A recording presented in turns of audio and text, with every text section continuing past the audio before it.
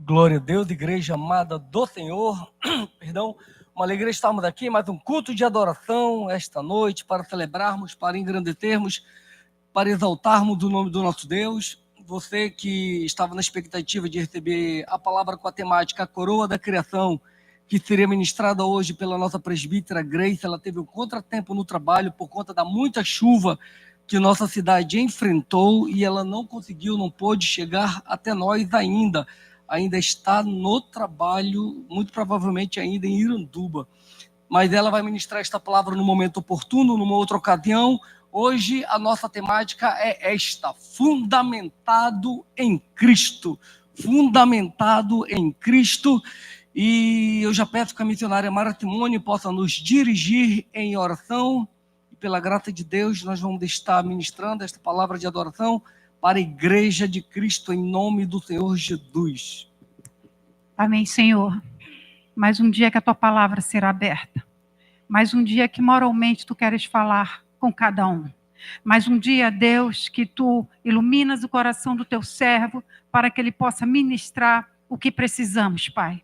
Abençoe, Deus, porque não é apenas mais um culto e nunca foi na tua presença, mas é o culto que tu tens para cada um de nós, Pai. Em nome de Jesus, abençoe o que ele já estudou, capacite, Pai, neste momento para a ministração da tua palavra, e que nós também, Pai, que estamos aqui ouvindo, e os que vão assistir e que estão assistindo pela internet, sejam tocados, sejam preenchidos, sejam direcionados, sejam amados e seguros na tua palavra, porque tu és o Deus que gera vida. Muito obrigada, Pai, no nome de Jesus. Muito obrigado, missionária. Amém, amados do Senhor. Abramos, amados, a palavra do Deus vivo no Evangelho de Mateus, capítulo 7, nós vamos ler os versículos 28 e versículo 29. Mateus, capítulo 7, versículos 28 e 29, e nós vamos nos debruçar nestes capítulos, porque nós vamos percorrer pelos capítulos 5, 6 e 7. Nós vamos falar hoje um pouco sobre o Sermão do Monte, mas nós vamos começar do fim, para que nós tenhamos entendimento de tudo aquilo que o Senhor quer falar para nossas vidas. Amém, igreja? Versículo 28. Quando Jesus acabou de proferir estas palavras, estavam as multidões maravilhadas na sua doutrina, porque ele as ensinava como quem tem autoridade e não como os escribas. Vou repetir.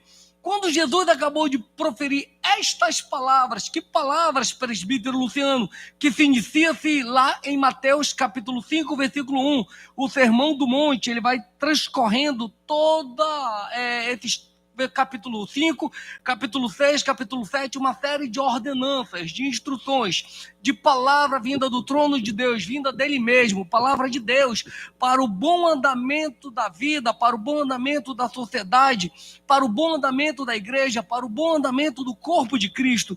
Então, quando Jesus acabou de proferir estas palavras, estavam as multidões maravilhadas na sua doutrina, no seu ensino, naquilo que ele passava para a multidão. Por quê? Versículo 29. Porque ele as ensinava como quem tem autoridade e não como os escribas, não como os fariseus, aqueles que falam e não vivem, aqueles que pedem que os outros cumpram e não cumprem, aqueles que dizem, façam desse jeito que tudo te irá bem, mas não praticam, não vivem. E ele pregava como quem tem autoridade. Eles ficavam maravilhados. A multidão, todos que ele estavam, ficaram maravilhados com essa palavra. E nós vamos agora entender um pouco dessas palavras, do que ele tanto falou para essa multidão, que essa multidão ficou impactada, ficou maravilhada, ficou perplexa com esta sua palavra, com este seu ensino, com esta sua doutrina. E os versículos 1 até o versículo 12 fala das bem-aventuranças. E hoje eu não vou falar das bem-aventuranças, nós vamos pular os versículos 1 até o versículo 12. Nós vamos começar do versículo 13, quando Jesus já fala que eles são o sal da terra. Por quê? Porque na segunda-feira nós teremos uma palavra doutrinária especificamente sobre essas bem-aventuranças. Segunda-feira nós vamos trabalhar de forma doutrinária do versículo 1 até o versículo 12, amém? Então vamos pegar do versículo 13. No versículo 13, caso você queira acompanhar, me acompanhe. Caso não, eu vou estar citando, relatando, passando para vocês. No versículo 13, o Senhor Jesus, após falar sobre as bem-aventuranças, ele fala: vós sois o sal da terra. Ora, se o sal perder o sabor, ele para nada mais serve, senão para ser jogado fora e para ser pisado pelos homens. E ele traz essa característica em nós. Ela fala: olha, vocês que estão aqui, não só discípulos, mas todos esses que ouvem a minha palavra, nós vamos ver no final, e as praticam, são tidos como sal da terra, como esses que conservam o ambiente, como esses que trazem sabor, como esses que faz com que aquele ambiente seja um ambiente favorável para que os homens estejam, para que as pessoas possam estar lá. E se você, porventura, deixar de ser sal, você não presta. Você não tem mais utilidade, a não ser jogado fora e ser pisado pelos homens. Ele continua no versículo 14, ainda de Mateus 5. Fala: vocês também são a luz do mundo, são vocês que iluminam o mundo, são vocês que clareiam. E não pode não pode esconder uma cidade iluminada, não pode acender uma lamparina e esconder debaixo da mesa, ela tem que ficar sobre a mesa, ela tem que ficar acima, ela tem que estar iluminando. Então vocês, quando falo vocês, é o corpo de Cristo, é a igreja como luz do mundo, nós devemos resplandecer, nós devemos iluminar, nós devemos trazer luz para aqueles que estão perto de nós, para aqueles que estão caminhando conosco, para aqueles que andam junto a nós. Essa luz é a luz de Cristo em nossas vidas, manifesta, florescendo, resplandecendo, impactando aqueles que estão à nossa volta. No versículo 20, no versículo 17, ele fala que ele não veio para revogar a lei, mas ele veio para cumprir a lei. E ele fala algo interessante no versículo 20: porque eu vos digo que se a vossa justiça não excederem muito a dos escribas e fariseus, jamais entrareis no reino dos céus. O que é a nossa justiça? O que vem ser essa nossa justiça? É nós olharmos com o olhar de Deus, é nós julgarmos segundo a reta justiça e a palavra de Deus tudo aquilo que nós vamos fazer, porque se a nossa justiça não exceder, não for superior no tocante à prática da palavra de Deus, a justiça que o ímpio pratica, a nossa justiça é vã, é falha. Nós não somos dignos de entrar no reino de Deus. A nossa justiça ela deve exceder. Em que sentido? De que através da prática da palavra, é julgando pela reta justiça, por aquilo que nós temos ouvido e aprendido. E ele continua discorrendo, continua falando, continua ensinando aquela multidão que ele estava. E ele pega a lei, depois que ele fala disso, que ele não veio para revogar a lei, mas para cumprir a lei. Jesus pega a lei e ele começa a trabalhar em cima da lei para que aquela multidão, aquele povo que ali estava, que tinha o entendimento da lei, tinha o conhecimento da lei, pudesse entender de forma mais clara aquilo que ele estava transmitindo. No versículo 21, ele fala o seguinte: olha, vocês ouviram dos antigos, dos patriarcas, daqueles que vieram antes de vós, segundo a lei, não matarás, e quem matará estará sujeito a julgamento. No versículo 22, ele diz o seguinte: eu, porém, vos digo que todo aquele que sem motivo se irá contra o seu irmão estará sujeito ao julgamento. Quem proferir o insulto a seu irmão estará sujeito a julgamento do tribunal. E quem lhe chamar tolo estará sujeito ao fogo do inferno, meus irmãos. Então ele pega a lei, e a lei dizia: não matarás. Ele traz isso de uma forma muito mais profunda e fala: olha, aquele que odeia seu irmão já é assassino. Aquele que odeia seu irmão já cometeu homicídio. Não é apenas o fato de você pegar e apedrejá-lo, estou pegando um assassinato da época, que você incorreu neste erro. Mas eu te digo que se você odeia o seu irmão, você já é assassino. E ele fala o seguinte, continuando os ensinamentos de Cristo, ele fala: olha, se tu, quando fores trazer tua oferta ao altar, levar o gasofilato, levar lá na sinagoga, estou pegando Jesus falando para o templo, vamos trazer para a nossa realidade, trazer para o nosso gasofilato, a tua oferta para o teu altar, e tu lembrares que o teu irmão tem alguma coisa contra ti, e tu lembrares que o teu irmão está ofendido contigo, ou que tu magoaste teu irmão, vai até ele, reconcilia-te primeiro com ele, e depois tu trazes a tua oferta. São todos ensinamentos, amados, que aquela multidão, mais de 5.000 homens, entre mulheres e crianças, ficaram impactados, ficaram perplexos, porque quando eles chegaram ali, esse foi a primeira ministração pública de Jesus. Havia ali fariseus, saduceus, havia escribas, havia população, havia os zelotes, e cada um deles tinha uma visão diferenciada de Cristo. Ah, se ele for o Messias, ele é o guerreiro, ele é aquele que vai vir com espada e vai salvar o povo. Ah, não, se ele for o Messias, ele vai vir trazer a palavra e nós vamos se livrar do império, do governo romano, se ele for Messias, e cada um de uma visão diferenciada a respeito disso. E ele abraçou no sentido de alcançou todas aquelas pessoas que lhe estavam através da sua palavra. O versículo 25 diz o seguinte: se tu estiveres com uma demanda contra o teu irmão, e enquanto vocês estão indo para o juízo, para haver o litígio, para que haja o resolvimento deste problema, eu te aconselho, eu sugiro, eu te mando que no caminho, antes de chegares lá, te acerta com o teu irmão. Chega com ele e resolve com ele. É como se eu e o Anderson estivéssemos indo, digamos, para a justiça, lá diante do juiz. O Anderson está com uma petição comigo, digamos que eu bati o carro dele, e eu vou lá e processo, ele me processa, a gente vai lá, e antes de chegar lá eu digo: não, Anderson, eu quero te pedir perdão, meu irmão, eu bati teu carro, eu quero reparar o dano do teu carro, não precisa a gente ir no juízo, não. A gente vai se acertar aqui. Ele: beleza, mano, tá resolvido, tudo certo, não precisa ter nada disso, não. Melhor do que chegar lá o juiz falar: não, tu estás condenado, tu vais ser preso. A palavra de Deus fala justamente isso. Esse é o exemplo que Jesus está dando, que a pessoa é presa e ela não sai dali até que ela pague o último centavo, que ela pague toda a sua penalidade. Ele continua falando, ele fala acerca do adultério, ele fala: olha, a lei diz o seguinte, que você não deve adulterar. Eu, porém, te digo que todo homem que olhar com intenção impura para uma mulher já adulterou com ela, já praticou o adultério. E ele fala justamente disso. Quando ele fala disso, da intenção impura, ele fala do olhar. Porque o homem, ele é visual, ele olha, e ele fala bem assim, ele continua o texto e diz: olha, se o teu olho te faz pecar, arranca o teu olho e lança fora. Se tua mão direita te faz pecar, quando fala da mão, fala do furtador, do roubador, da pessoa que pratica o roubo. Se a tua mão direita te faz pecar, corta a tua mão e lança fora, porque é melhor tu entrares no reino dos céus sem um olho ou sem uma mão do que tu seres lançado fora, do que tu ficares fora do reino dos céus. E ele sai passando essas instruções, sai passando essas palavras para todos eles. E ele fala sobre a palavra, sobre a verdade, sobre a pessoa ter um firme propósito, sobre a pessoa não jurar nem pelo céu, nem pela terra, mas que seja o seu sim, sim, o seu não, não. Se você empenhou a sua palavra, se você disse: eu vou fazer, que você faça. O que passar disso vem do maligno, que seja o vosso sim, sim, que seja o vosso não, não. Versículo 37 ainda do capítulo 5.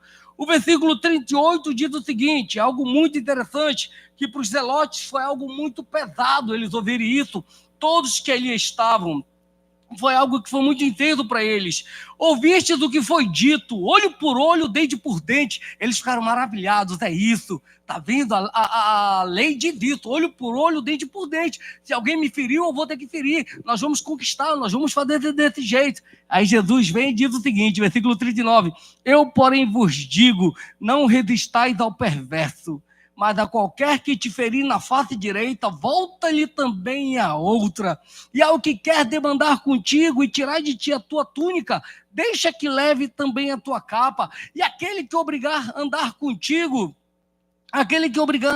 uma milha, vai com ele 2. Dá ao que te pedes e não volte as costas ao que deseja que lhe seja emprestado. Então, ele fala justamente disso, de nós não demandarmos com o nosso irmão, não demandarmos com o nosso próximo. Se alguém nos faz mal, que nós sejamos misericordiosos, que nós viemos perdoar, que nós viemos liberar esse perdão. Poxa, ele bateu na minha face direita, dá também a esquerda. Ele quer tirar minha túnica, dá também a capa. Que nós não venhamos demandar com essas pessoas, mas que nós venhamos liberar a graça de Deus para ele, dá misericórdia. Versículo 43 diz o seguinte: ouviste o que foi dito, amarás o teu próximo e odiarás o teu inimigo. Eu, porém, te digo, amai os vossos inimigos e orai pelos que vos perseguem.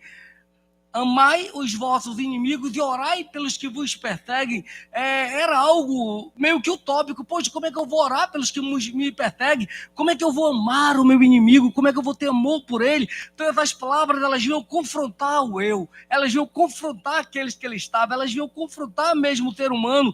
E por que no final a multidão estava maravilhada? Porque Jesus tinha autoridade para falar tudo aquilo. Jesus tinha poder, ele era a própria verdade, o verbo vivo ali. E ele fala o seguinte: no capítulo 6, versículo 2, ele fala o seguinte: quando você for ajudar alguém, quando você for dar esmola, não faça como os escribas e fariseus, não faça tocando trombeta, o que a tua mão direita faça, que a tua mão esquerda não fique aplaudindo, não fique se exaltando, não fique te engrandecendo, mas que você seja discreto, que você faça sem querer aparecer. E ele fala de como nós devemos também orar. Ele fala: olha, quando tu fores orar, tu te recolhe, vai para um canto e ora no secreto ao teu Deus, que em secreto vai te ouvir e vai te responder. Não seja como os escribas e fariseus que batem no peito e oram e digam: eu estou orando porque eu sou santo, eu não sou pecador como esses demais, eu não ajo, eu não pratico, eu não faço as coisas que eles fazem. Esses daí não serão justificados, amados, mas dentro que te recolhe no seu íntimo, no seu leito com o Senhor, esses estão alcançados. E no versículo 9 ele fala justamente da oração modelo, da oração do Pai Nosso, a oração que fica como referência. E essa oração, nós já tivemos uma doutrina com o nosso pastor acerca dela. Ela traz uma série de fundamentos, de bases que nós temos que entender. Primeiro é a exaltação, a glorificação do nosso Pai, o Pai Todo-Poderoso, todo majestoso, todo glorioso, Pai nosso que estás no céu, santificado seja o teu nome, seja feita a tua vontade, assim na terra como no céu. Dá-nos o pão nosso de cada dia, nos supre a cada necessidade, nos supre a cada vez que nós precisarmos do teu socorro, do teu auxílio, e perdoa as nossas dívidas, as nossas limitações, as nossas dificuldades, perdoa as nossas falhas. Nós não somos plenos, não somos perfeitos, então nós somos pecadores. Perdoa-nos, ó Deus, assim como nós temos perdoado. Então é uma via de mão dupla. Nós pedimos perdão de Deus porque nós primeiramente temos perdoado ao nosso irmão. Perdoe as nossas dívidas, assim como nós primeiramente temos perdoado aqueles que nos têm ofendido, aqueles que nos têm magoado, aqueles que nos têm feito o mal. E ele fala dessa oração, ele deixa como base, deixa como exemplo, deixa como fundamento para que a igreja consiga desenvolver, para que a igreja consiga praticar. E ele entra no jejum, ele fala sobre o jejum, porque era comum, era prática da época. A pessoa que jejuava a Deus, ela tinha que estar com a cara feia, todo dolorido, semblante abatido, rosto magro, sujo. Eu estou jejuando, eu estou sofrendo, eu estou me limitando, não estou comendo. E ele fala: não, amados, quando vocês forem jejuar, lava teu rosto, se alegra, se apresenta com a tua melhor roupa, porque o teu jejum é para Deus, não é para homens. E ele fala justamente disso.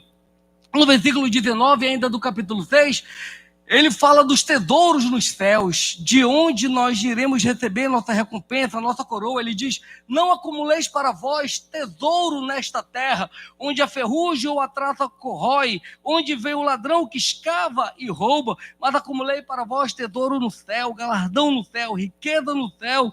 Porque onde está o teu coração, aí também está o teu tesouro. Que nós venhamos ter esse entendimento de que as coisas nesta terra são efêmeras, são passageiras, não nos recomendam para Deus, mas as coisas celestiais, as coisas do alto, isso sim, são tesouros verdadeiros que nós teremos para toda a eternidade. Versículo 22 do capítulo 6, ele fala sobre a luz e as trevas. Ele fala o seguinte: se os teus olhos forem, os olhos são a lâmpada do corpo, se os teus olhos forem luz, todo o teu corpo será luminoso, porém, se os teus olhos forem trevas, todo o teu corpo estará em trevas, e quão profundas trevas terão. Então nós temos que ter olhos bons, olhos de luz, olhos dirigidos, conduzidos pela palavra do Senhor, cheios da palavra do Senhor. E ele fala também sobre os dois senhores. Ele fala que você não pode ter dois senhores, porque você há de alegrar um e desagradar outro, ou amar mais a um e amar menos o outro, ou odiar o outro. E ele finaliza dizendo que nós não podemos servir a Deus e as riquezas. Ele fala disso, que nós não podemos ter como Mamon, que é o Deus dinheiro, como um Deus, mas que nós devemos servir um ou outro, e nós que somos adoradores, servimos ao Deus Todo-Poderoso, ao Deus vivo. Ele fala no versículo 25 sobre a ansiosidade da ansiosa solicitude da vida, que é não andeis ansiosos por coisa alguma, quanto ao andeis de comer, quanto ao que andeis de vestir, quanto ao que andeis de beber, não são as aves dos céus mais importantes do que vós? E Deus não cuida delas, não dá sustento para elas, não as guarda, não as protege, não as livra de todo mal? Não são os lírios do campo muito mais importante do que nós? E o nosso Pai não os guarda, não os cuida, não os sustenta. Ele fala ainda, nem Salomão em toda a sua glória vestiu tão bem quanto os lírios do campo. E ele fala sobre nós não julgarmos para não sermos julgados, já no capítulo 7, ainda do Sermão do Monte. Entenda todo este contexto.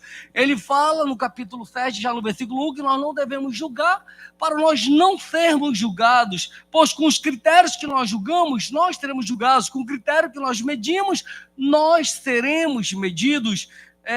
E ele fala no versículo 3, porque tu vês um cisco no olho do teu irmão, uma falha na vida do teu irmão, um defeito na vida do teu irmão, se tu tens uma trave nos teus olhos, se você está eivado, está cheio, está tomado de erro, de falhas, de áreas da sua vida que precisam ser tratadas, e por que você fica olhando para o defeito na vida do teu irmão, a falha na vida dele, o que ele precisa ser mudado?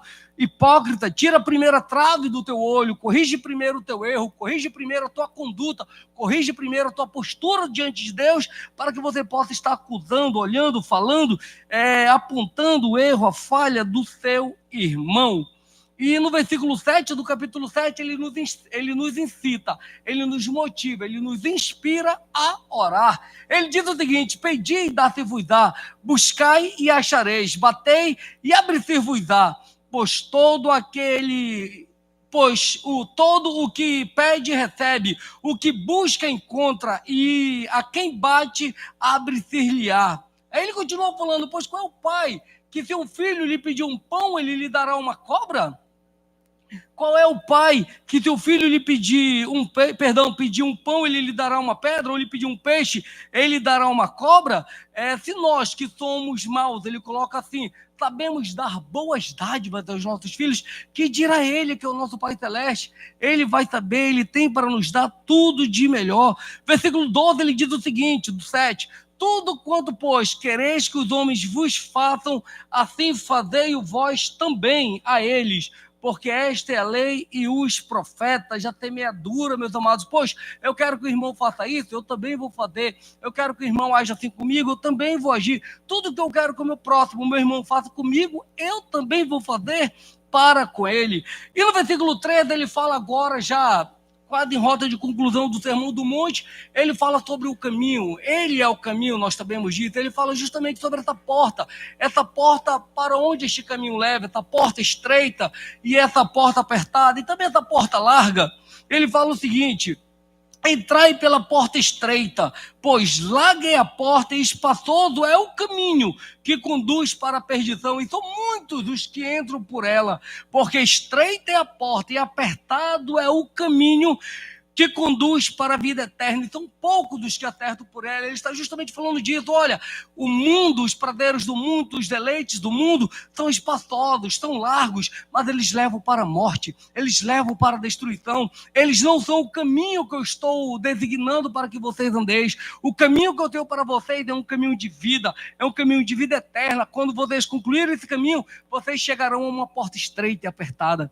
Entrai por essa porta apertada, entrai por essa porta estreita, porque ela leva para a vida eterna. E no versículo 15, ele fala sobre nós nos acautelarmos dos falsos mestres, dos falsos pastores, daqueles que pregam heresia, que pregam falsos ensinos, daqueles que parecem, se transvestem de ovelhas, mas são lobos e estão apenas tentando destruir, devorar as ovelhas. Nós temos que nos acautelar deles, ter cuidado com eles, ter atenção para que eles não entrem, para que eles não nos destruam.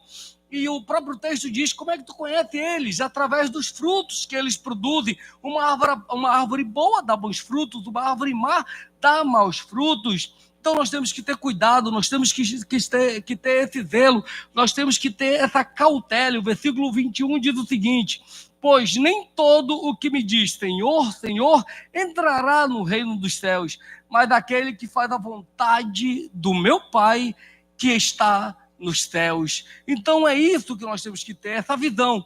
E Jesus então fala todo este sermão, passo a passo, explicando com toda a diligência, com todo o amor, com todo o zelo. E ele, antes de finalizar, ele fala mais uma coisa. Ele vai falar sobre os dois fundamentos, que é justamente a nossa temática de hoje.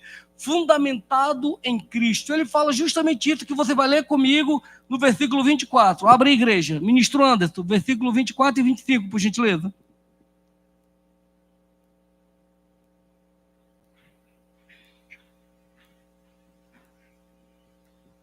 Mateus 5, presbítero. Não, 7, 24 ou 25. Amém. Todo aquele, pois, que ouve estas minhas palavras e as pratica, será comparado a um homem prudente que edificou a sua casa sobre a rocha. E caiu a chuva, transbordaram os rios, sopraram os ventos e deram com ímpeto contra aquela casa, que não caiu, porque fora edificada sobre a rocha. Glória a Deus, muito obrigado, Vado, Deus te abençoe poderosamente. Todo aquele, pois, que ouve estas minhas palavras e as pratica, vou repetir, todo aquele, pois, que ouve estas minhas palavras, que palavras, Luciano? São todas essas palavras que ele foi citando no Sermão do Monte, do 5 ao 7, para nossas vidas hoje, que nós temos a palavra de Deus, é toda a palavra de Deus, é toda a Bíblia Sagrada, é todo o ensino, é todo o fundamento, é toda a base, é todo o estatuto, é toda a doutrina de Deus. Todo aquele, pois, que ouve estas minhas palavras e as pratica, será comparado a um homem prudente que edificou a sua casa sobre a rocha. Nós sabemos que Cristo é a rocha, Cristo é a rocha que desceu, que veio. Ele é o firme fundamento que nós temos. Então nós estamos fundamentados, firmados na rocha. Quem está fundamentado, quem está firmado, quem está alicerçado, quem tem a sua vida construída sobre a rocha, presbítero? Todo aquele que ouve a palavra de Deus e a pratica, todo aquele que pega os ensinos, os estatutos, os preceitos, tudo aquilo que o Senhor tem ministrado para nossas vidas e coloca em prática e vive e vivencia tudo isso aqui. Todo aquele, pois, que ouve estas minhas palavras e as pratica, será comparado a um homem prudente que edificou a sua casa sobre a rocha, sobre Cristo, sobre este fundamento eterno que jamais será destruído, jamais passará. E o versículo 25 diz: e caiu a chuva, transbordaram os rios, sopraram os ventos e deram com ímpeto contra aquela casa, que não caiu, porque fora edificada sobre a rocha. E caiu a chuva, vieram as dificuldades, vieram as lutas, vieram as tribulações, veio a angústia, veio a aflição, veio o momento de crise, veio o momento difícil, veio o momento de dor, veio o momento de perda, vieram todas as dificuldades pelas quais você já passou, pelas quais eu já passei, pelas quais nós ainda vamos passar. E a nossa casa vai permanecer de pé, porque nós estamos firmados, fundamentados, alicerçados, nós estamos sobre a rocha, sobre este firme fundamento, nós estamos fundamentados em Cristo. Mas o versículo 26 fala algo que nós vamos dar continuidade agora lendo. E todo aquele que ouve estas minhas palavras e não as pratica, quem ouve o que é ministrado aqui na igreja, quem ouve a palavra de Deus quando está no seu devocional em casa, quem ouve a palavra de Deus quando está lendo, quando está orando, quando está estudando, quem ouve essas palavras e não as pratica e não as coloca em prática, é comparado a um homem insensato que edificou a sua casa sobre a areia. A areia, amados, ela é volátil, ela não é firme, ela não tem sustentação. Qualquer coisa que se construa sobre, em cima da areia, vai cair, vai ruir, não vai suportar. E por menor que seja a tribulação, por menor que seja a dificuldade, o que é construído fora de fundamento vai ruir. E o texto continua. E caiu, versículo 27, e caiu a chuva, transbordaram os rios, sopraram os ventos e deram com ímpeto contra aquela casa, e ela desabou, sendo grande a sua ruína.